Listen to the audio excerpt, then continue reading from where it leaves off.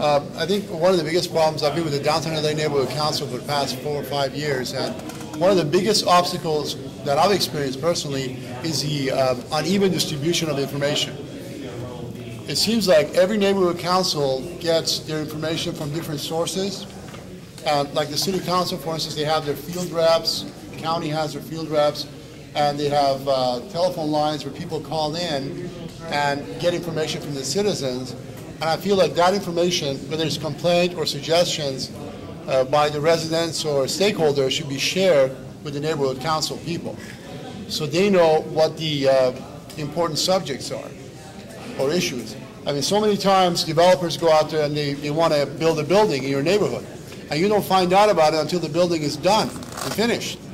That we don't know about things until it's too late for process. And the fact that there's no outreach because we don't have any money to inform all the neighbors, and someone has a hearing scheduled for, you know, a condo project that they want to do, and we barely have time to go to from land use to the board to vote, land use to look at something, and the board in general to vote on something, and the neighbors don't know about it until after the fact. And so I don't think it's the Brown Act. I think it's the flow of communication causes things to happen at the last minute. So I think we should just start to drop it and make do with the Brown Act as it stands now. No problem, just follow the rules.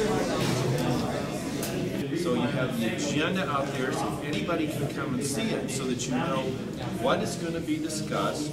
You can come and make a comment so that those particular people are not deciding something off by themselves over coffee at Starbucks or something like that. If you examine the population of a council part neighborhood council, there are various degrees of empowerment. The extreme is just tell us what to do. Second is, there are some people who say, don't tell us what to do. Because we have come from a country where we are tired of being told to do. Okay? Then what do you want to do? We don't know, but don't tell us. Okay? Some of the ways neighborhood councils spend it, I think, should be looked at. Because there are some neighborhood councils where I was at a meeting and they